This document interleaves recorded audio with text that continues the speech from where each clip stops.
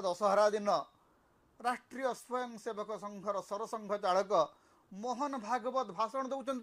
जे भारत रे मुसलमान मानू कहीं अलग करें ना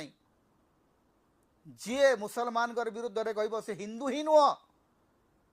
ये मोहन भागवत जो माने अनुगामी से माने कहते आमे हिंदू माने मुसलमान मान को दया कर रखीचु भाई भारत हूँ समस्त देश हिंदू जी मुसलमान से बुद्धंकर जी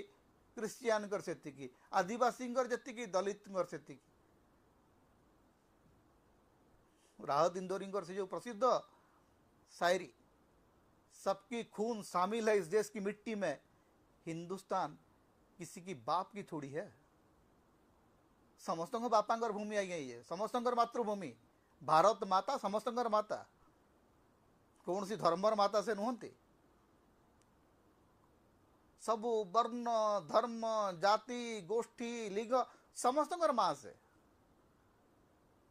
आमे कहबू जे मु अमुक को दया करी सेठी रखी आमे कहीं किछ करेनु एवं ये जो भाईचारा विरुद्ध रे विद्वेष जयगान करवा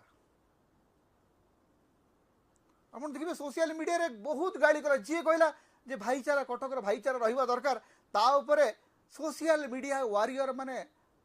लगी पड़े रख हमर छद्म भाईचारा